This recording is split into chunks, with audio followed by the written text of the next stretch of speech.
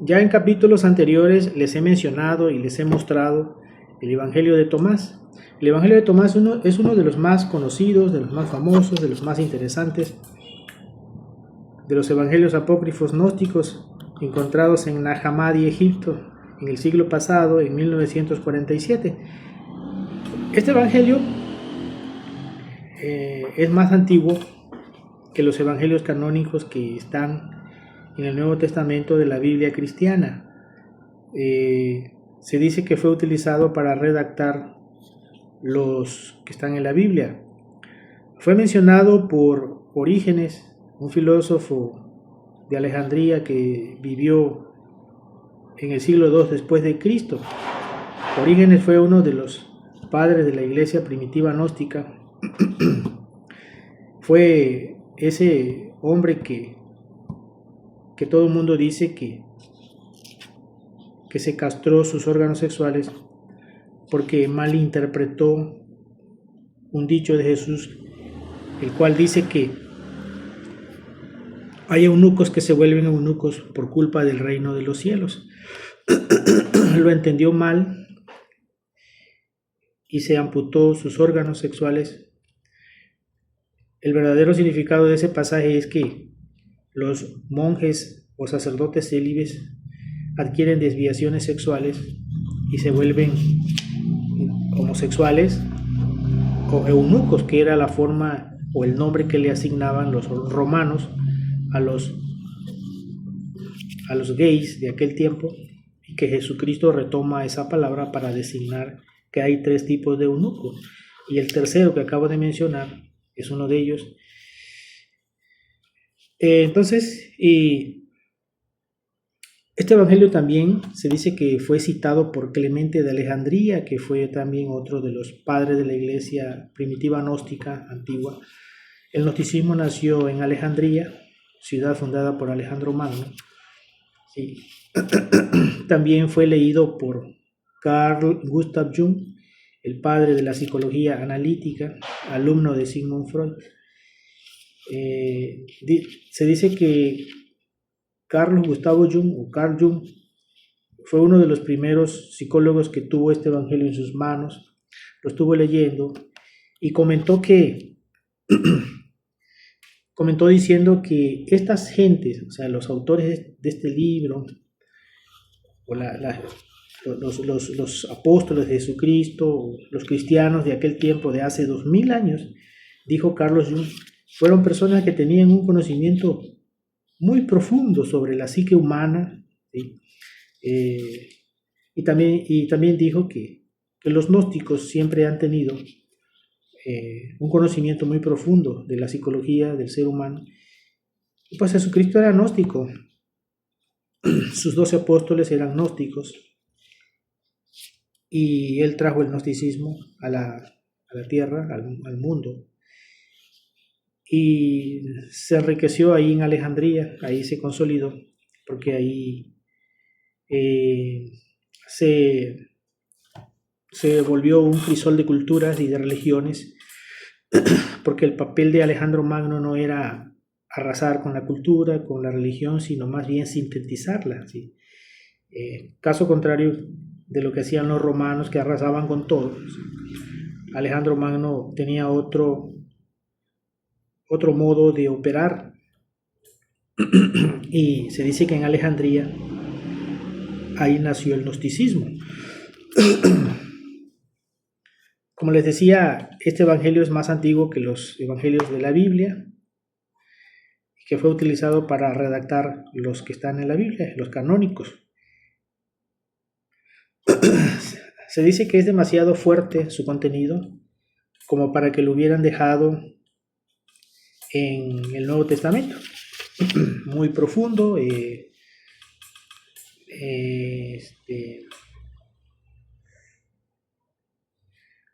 La Iglesia Católica le preocupa este evangelio, porque por lo mismo que es muy profundo y dice cosas que van en contra de sus intereses dominantes, políticos, económicos. Conforme vaya avanzando les voy a ir diciendo. Hay una parte de este evangelio que dice, si aquellos que os guían y os dicen, mirad, el reino está en el cielo, entonces los pájaros del cielo os aventajan. Si os dicen que está en el mar, entonces los peces aventajan. Pero el reino está en vuestro interior y fuera de vosotros. Cuando os conozcáis, entonces seréis conocidos. Es decir, que no debemos buscar a Dios en un templo de 4 paredes, de piedra, de cemento. Dios está dentro de nosotros y también está en toda la naturaleza. Es lo que decía Spinoza,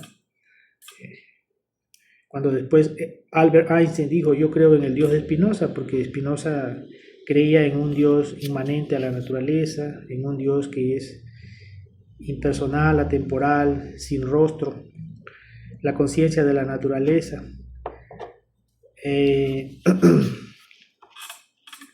Aunque también hay catedrales que albergan mucha energía, mucho misticismo,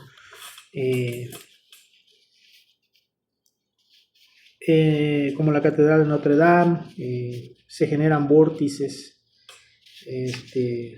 energéticos en algunas catedrales. Se les ha llamado pozos de energía, sí, pozos de energía, y se convierten en modificadores del campo magnético de la Tierra. Tampoco hay que descartar a las catedrales. Sí, hay catedrales emblemáticas, como les decía, Notre Dame. Hay enclaves mágicos donde hay mucha energía, como por ejemplo en Montserrat, España, donde fue sepultado el Santo Grial y la lanza de Longinos por José de Arimatea. Ahí hay un atractivo, hay un pozo energético, sí, es un enclave mágico, es un lugar de peregrinación. Ahí hay muchos monasterios de diversas religiones místicas, católicos, gnósticos. Esos lugares, ahí está Dios, porque pues ahí fue enterrado el Santo Grial por José de Arimatea. Para allá lo mandaron a sepultarlo. Pero pues Dios está en todo, porque Dios es atemporal, impersonal. Dios es la esencia y el alma de las cosas.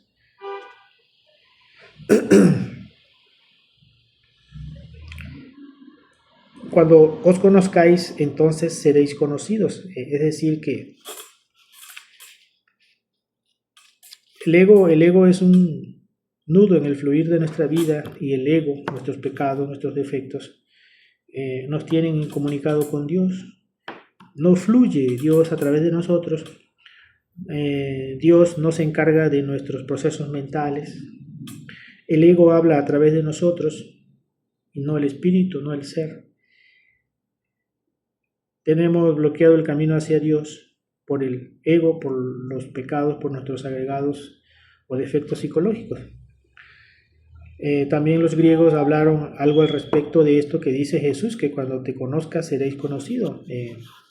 Decían los griegos, los filósofos griegos de la antigüedad, hombre, conócete a ti mismo y conocerás al universo y a los dioses.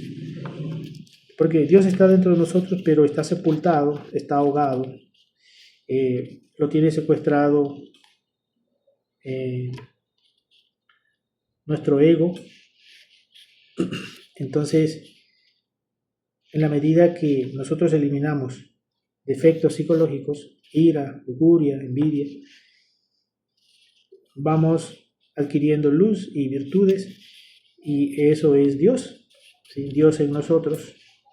Entonces, en la medida que nosotros conozcamos nuestro cuerpo, nuestra alma, nuestra psique, nuestra psicología, iremos conociendo a Dios, porque Dios se manifiesta a través de nuestras virtudes. Otro texto, otro párrafo dice: me he mantenido en medio del mundo y me he revelado a ellos en la carne, y los he encontrado a todos ebrios. O sea, hay otro autor, Giovanni Papini, que lo dice así: estuve en el mundo y a todos me rebelé y a ninguno encontré en su sano juicio, todos estaban más ebrios que nunca. Sí, o sea, seguimos en lo mismo, que pues el ego nos tiene adormecidos, dormidos, borrachos. eh, el ego es conciencia dormida, es ignorancia, es tinieblas.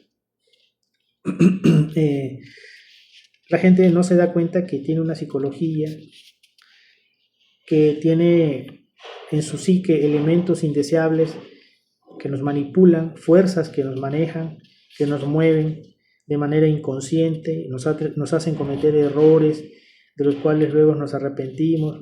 Por eso decíamos en el capítulo del psicoanálisis que cuando una persona comete un crimen, un asesinato, luego se arrepiente y dice yo no fui, porque luego la conciencia o su conciencia los acusa, le da remordimiento de conciencia y dice yo no fui, porque en realidad la persona cuando cometió el delito no era la persona, estaba siendo utilizada por el yo de la ira, ¿sí? Nosotros los humanos somos personas que no tenemos continuidad de propósitos, que no tenemos un yo permanente, ¿sí? Somos personas volubles, incoherentes, variables. Entonces el ego nos tiene adormecidos, no nos permite ver fenómenos que hay en la naturaleza, en el ambiente, fenómenos que nos rodean, a veces hasta físicos, fenómenos físicos que ocurren, no los captamos porque no tenemos mucha conciencia, y si no comprendemos o no vemos los fenómenos físicos que ocurren a nuestro alrededor, mucho menos podemos ver los fenómenos metafísicos. Entonces, con la razón no podemos comprender lo que el alma sí puede a través de la comprensión. Entonces,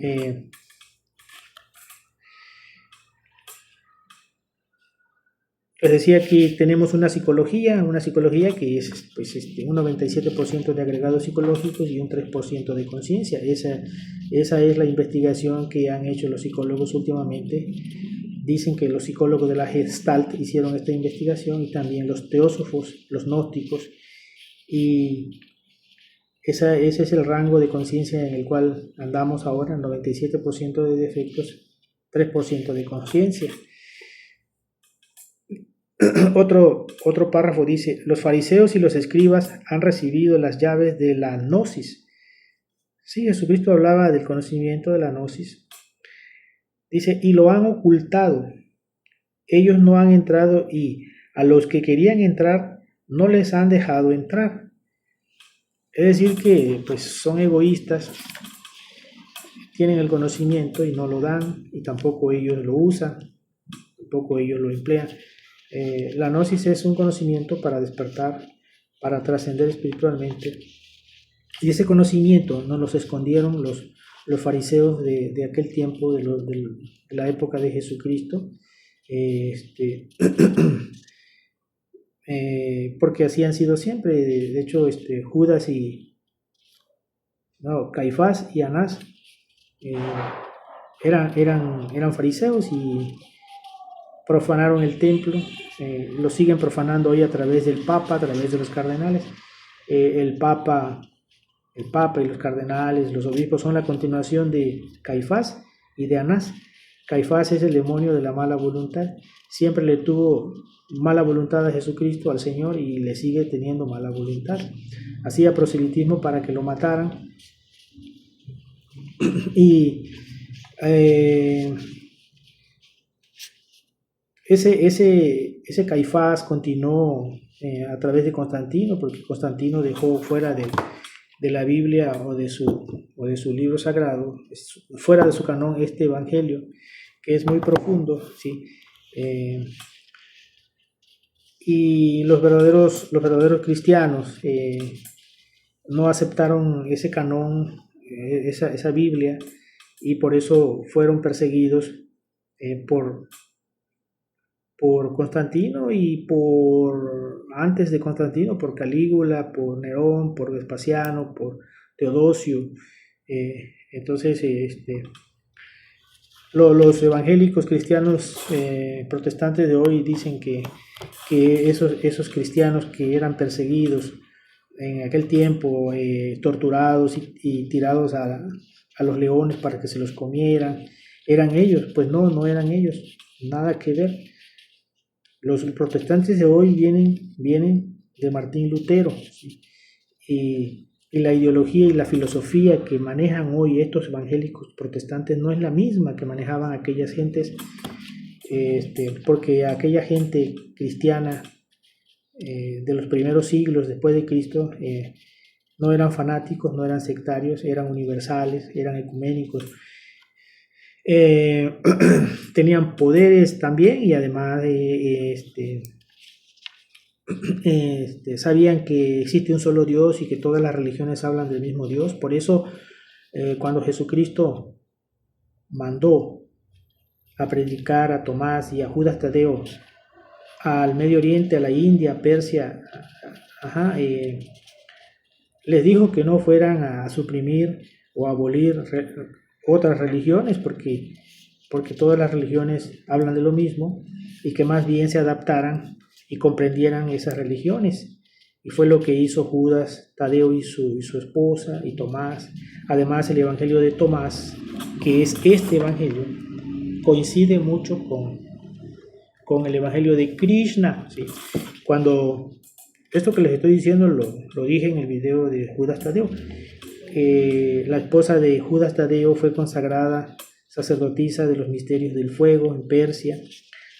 Un rey de la India adoctrinó o le mostró los evangelios más antiguos de la India. ¿Sí? Jesucristo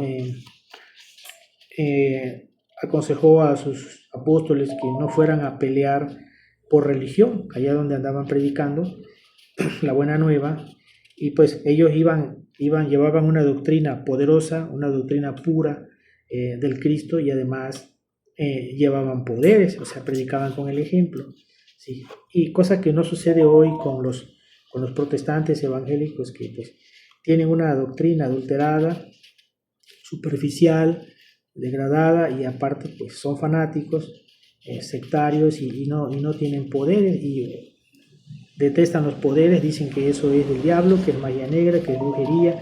Bueno, la Iglesia Católica, de hecho, también a veces se pone sus moños con algunos santos, porque se dice que a José de Cupertino lo querían quemar en la Inquisición porque levitaba, y que lo salvaron, no sé si fue el Papa, pero lo salvaron, y pues tuvieron la intención de quemarlo, de matarlo, porque San José de Cupertino levitaba, pues de tanta devoción, de tanto amor, pues metía su cuerpo en el hiperespacio, en la cuarta dimensión, y levitaba. Pues la iglesia siempre ha sido retardataria, retrógrada, solo pues nada más quiere que hagas esto así, una santulación al revés, y una oración, y que de ahí no pases, y pues bueno, un santo tiene que recorrer el camino de la iniciación. Pues primero está la purificación, luego la iluminación, y luego la perfección. Son los 3 pasos que maneja la masonería. O sea, es un camino que tienes que recorrer, y tienes que pasar por el camino de santo, y tienes que pasar por todo eso. Recuerden que Jesucristo caminó sobre las aguas, pero cuando se dice que caminó sobre las aguas, estaba levitando como San José de Cupertino. Tenía su cuerpo metido en la cuarta dimensión, en el hiperespacio. Tenía su cuerpo en estados jinas. Todo eso tiene una explicación, pues, y que mucha gente religiosa lo ve como un dogma, como que nada más Jesús lo podía hacer. No, pues ahí está José de Cupertino, levitaba. Jesucristo no ha sido el único hombre resurrecto. La vez pasada les decía que está San Germán, está Cagliostro, estuvo Zanoni, que se cayó, estuvo Babaji, está Babaji en la India. Se cuentan con los dedos de la mano, pero sí existen otros hombres resurrectos. Lo que sucede es que Jesucristo vivió un trabajo que todos ellos, esos otros que mencioné, lo realizan de manera íntima, interna, en secreto. Jesucristo lo vivió en forma pública, trajo la iniciación, vino a enseñar la iniciación públicamente, ¿sí? Transmutó el agua en vino. Todo eso se realiza de forma íntima en el matrimonio. ¿Sí? La transmutación del agua es la transmutación de la energía sexual para crear el traje de bodas que necesitamos para entrar al reino, que está en la Biblia, ¿sí? En las bodas del Hijo del Rey. Pero eso es simbólico y es trascendental y difícil de hacer. Fue lo que Jesucristo le dijo a Nicodemo que tenía que hacer, pero no le reveló todos los misterios porque Nicodemo fue un cobarde que llegaba de noche a verlo y que cuando apresaron a Jesús para matarlo, se escondió en su casa y salió cuando ya lo habían matado a llevarle unos bálsamos. Jesucristo conocía el corazón de Nicodemo y no le reveló los grandes misterios. Decíamos la vez pasada en otro video que Jesús le reveló los grandes misterios a sus 12 apóstoles, después a 70 más que andaban ahí detrás de él, sí le reveló misterios, pero menos que a sus 12 apóstoles. A esos 70 les develó las parábolas que le decía al público, a las multitudes, ¿sí? Entonces dice Jesús que los fariseos y los escribas, que son los intelectuales de hoy, los escribas son los intelectuales de hoy y los fariseos son los religiosos de hoy que predican y no practican lo que predican. Dice que se robaron las llaves del reino y no entran ni dejan entrar. Dice Jesucristo en este evangelio de Tomás, dice: yo soy el todo, el todo ha salido de mí y el todo ha llegado a mí.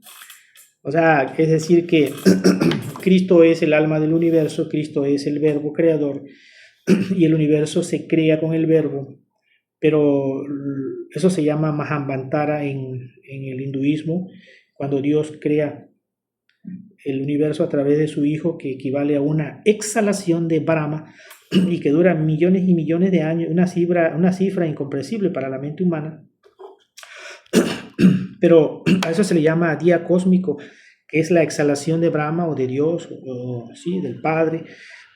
Y cuando inhala Brahma o Dios, desaparece el mundo y a eso se le llama Mahapralaya o noche cósmica. O sea, todo salió de mí y todo vuelve a mí.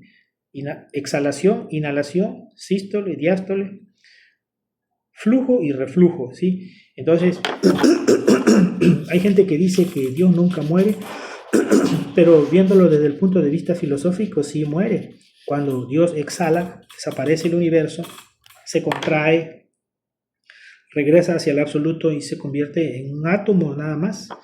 Dios tiene esa capacidad de crearse y recrearse, de expandirse y de comprimirse, ¿sí? El universo fue creado por emanación, así como dice la filosofía hindú, la religión hindú, por exhalación y por exhalación.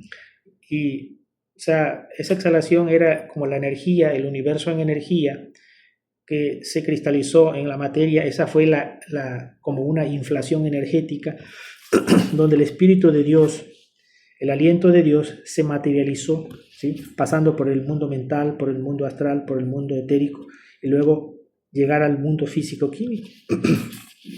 Pero Dios sí muere, filosóficamente hablando, sí muere, porque cuando Brahma, Dios Padre, inhala, el universo se desaparece, se contrae y se reduce a un átomo en el absoluto. Entonces Dios muere, ahí Dios muere. No estamos ofendiendo ni blasfemando.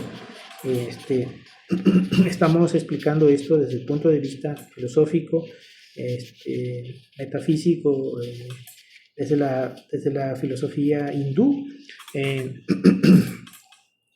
Lo mismo dice el Bhagavad Gita, lo mismo, pero con otras palabras, con otra didáctica, con otra dialéctica, pero es lo mismo que dice este libro, lo dice el Bhagavad Gita. Ahí habla Krishna, y Krishna pues es el Cristo cósmico, y Cristo es el Cristo cósmico. Entonces Jesús encarnó al Cristo cósmico y se formó la palabra Jesucristo, sí. Jesús es el Cristo histórico, y Cristo es el Cristo cósmico, y Krishna es el alma del universo también. Entonces Tomás fue a la India a predicar por lo mismo, porque su evangelio era similar al de Krishna. Y ahí aquí en el evangelio de Tomás pues habla Cristo, no habla Jesús. Y este libro, digamos que aquí en este libro es más importante el mensaje que el mensajero, y la Iglesia Católica, para la Iglesia Católica, en los evangelios de su canón bíblico es más importante el mensajero que el mensaje, ¿sí? Porque pues habla el Cristo cósmico, ¿sí? Aquí.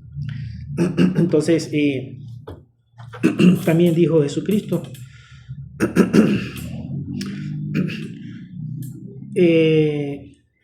rajad la madera o hendid la madera, yo estoy ahí. Levantad la piedra y me encontrarás allí. Es decir, pues, sigue hablando del Cristo cósmico, de ese Dios inmanente a la naturaleza, a las cosas, a las piedras, a los árboles, a las flores, al aire, al fuego, a todo lo que existe. Dios está ahí, es la conciencia del universo, es el alma del universo, es el anima mundi de Platón, es el motor del mundo, es el booster del mundo, ¿sí? Que es la fuerza ígnea, la emanación ígnea, es el Cristo en sustancia y en conciencia. Hay una oración que es la oración gnóstica al logo solar, y dice: tú, logo solar, emanación ígnea, Cristo en sustancia y en conciencia, vida potente por la que todo avanza, ven hacia mí, penétrame, alúmbrame, báñame, traspásame, y despierta en mi ser todas esas sustancias inefables que tanto son parte de ti como de mí mismo. Fuerza universal y cósmica, energía misteriosa, yo te conjuro, ven hacia mí, remedia mi aflicción, cúrame este mal y apártame este sufrimiento, para que todo en mí sea armonía, paz y salud. Te lo pido en tu sagrado nombre, que los misterios y la Iglesia gnóstica me han enseñado, para que hagas vibrar conmigo todos los misterios de este plano y de planos superiores, y que esas fuerzas reunidas logren el milagro de mi curación. Así sea. Al principio de esta oración habla del Cristo cósmico, de esa fuerza universal que todo lo penetra, que todo lo traspasa. Es el Cristo cósmico, y es el Cristo de Cristo, es Krishna, es Cristo, es el Cristo, el Dios de Spinoza, el Dios de Platón, no el Dios que mencionan las religiones de ahora, las sectas de ahora, que es un Dios antropomórfico. Sí, está bien idealizar a Dios así y representarlo en una pintura, está bien, pero eso nada más debería ser un símbolo, no adorar esa imagen, digamos, solamente que sirva como una inspiración, pues. Sí, es como la imagen de Cristo, que la podemos tener en nuestra habitación, pero que sirva nada más como un vínculo, como una inspiración para comunicarse con Dios, un enlace de comunión entre nosotros y Dios.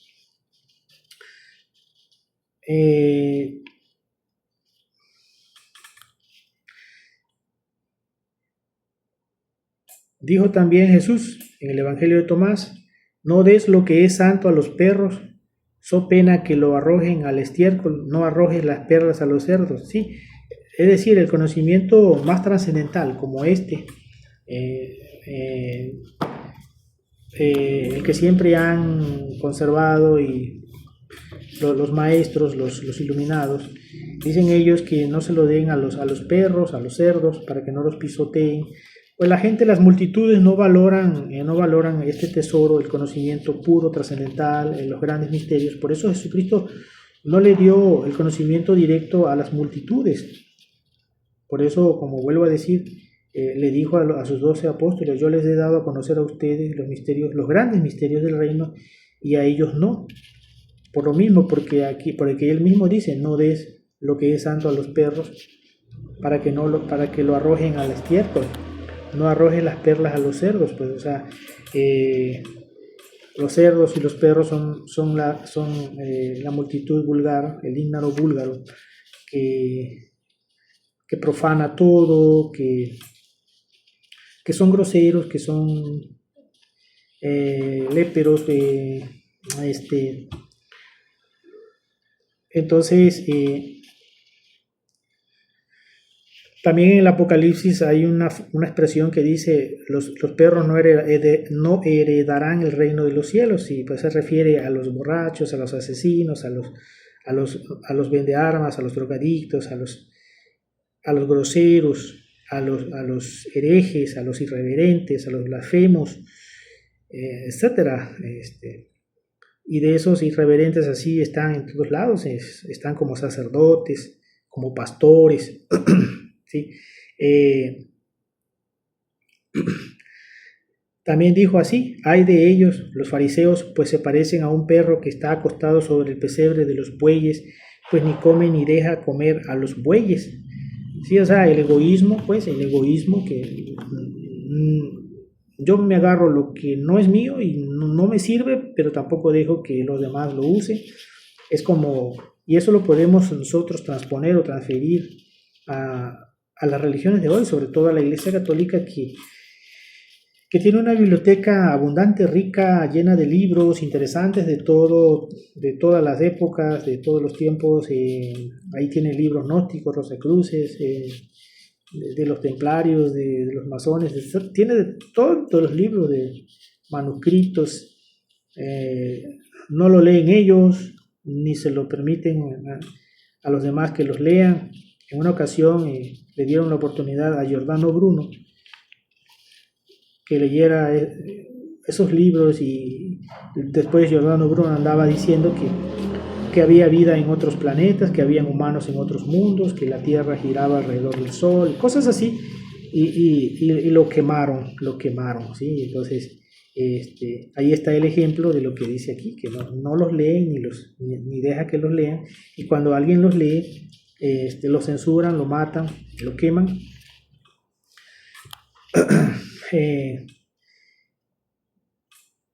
Y así, esos fariseos ahí están, son la Iglesia Católica, el Vaticano es la continuación del Imperio Romano. Solo se disfrazaron con túnicas, con sotanas, y los papas y los cardenales o obispos son la continuación de Caifás y de Anás, esos dos sacerdotes profanos que significan la mala voluntad, el demonio de la mala voluntad. Pilatos era el demonio de la mente, Judas el demonio del deseo, Barrabás el demonio de la perversidad.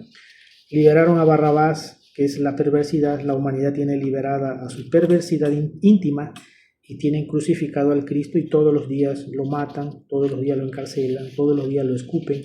Entonces Caifás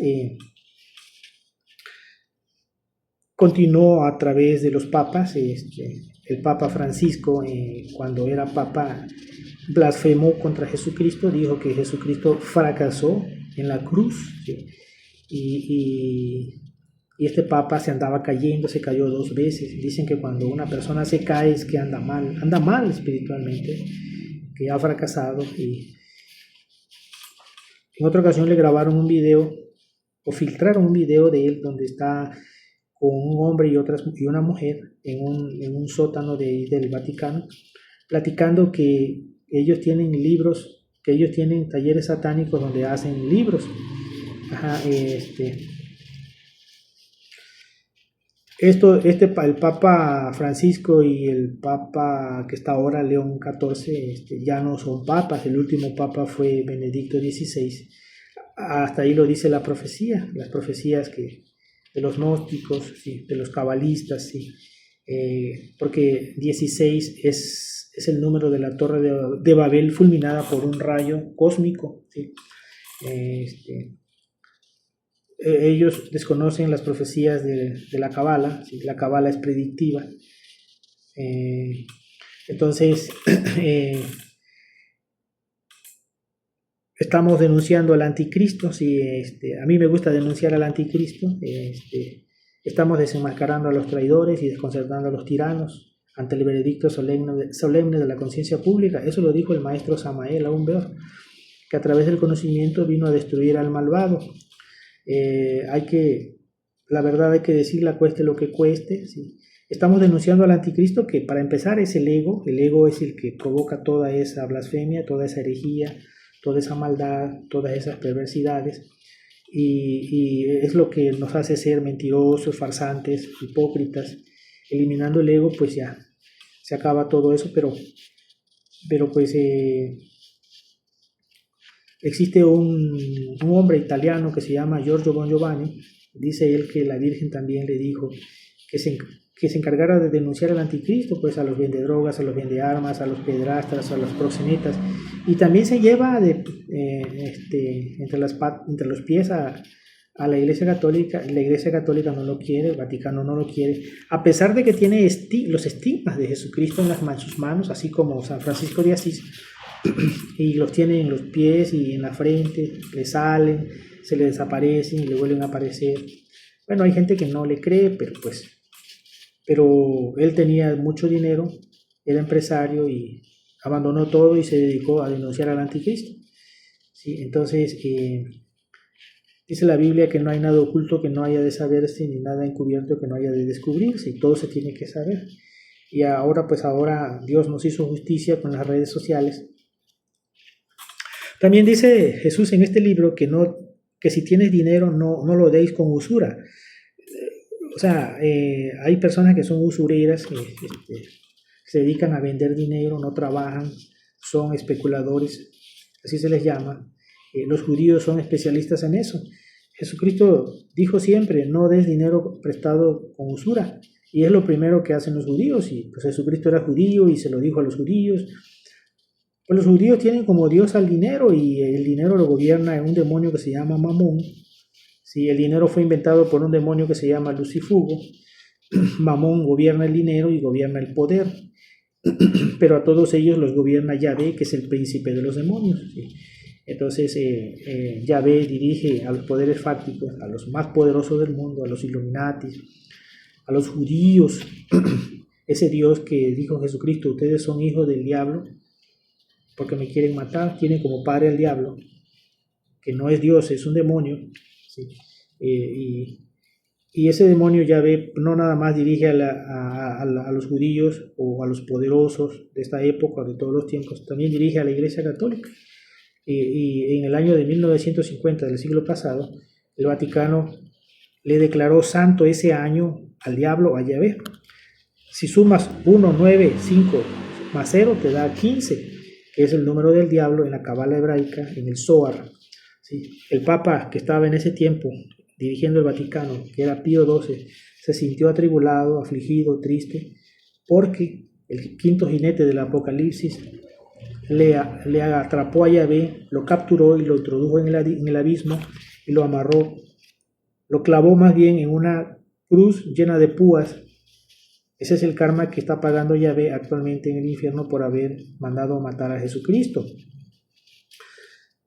Va a estar encerrado 1000 años, dice la Biblia, pero en realidad son 2000 años, porque 1 más 3 0 te da 1, quiere decir una era, la era de Acuario.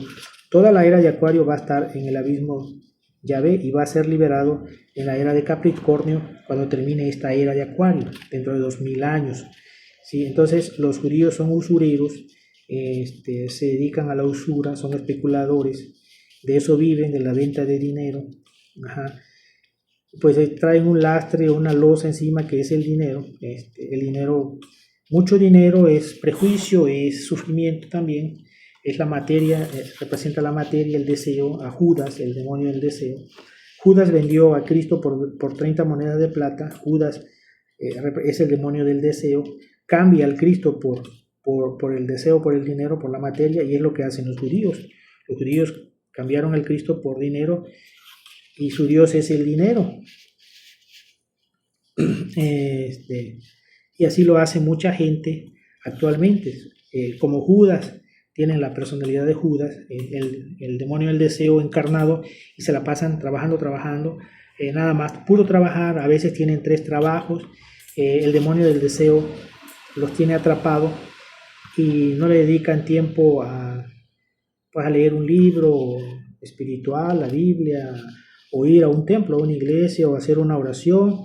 Están entregados a Judas al 100%, ¿sí? esas personas que se lavan las manos, se justifican sus errores, son Pilatos, porque Pilatos es el demonio de la mente, el demonio de la vacilación, del titubeo, del yo no fui. Entonces, otros son Caifases porque le tienen mala voluntad a su vecino, a su amigo, a ciertas personas, y los difaman, hacen prosélito para que les vaya mal. Entonces, Jesucristo dijo también que la vida es una banca y que la mejor manera de ganar en esa banca es dando, y hay que darle al que no tiene para pagarte, ¿sí? Porque ¿qué ganas con darle al que tiene para pagarte si eso lo hacen también los prestamistas, los usureros, los que cobran peaje, los que cobraban impuestos, los publicanos, ¿sí? Gracias por ver el video, gracias.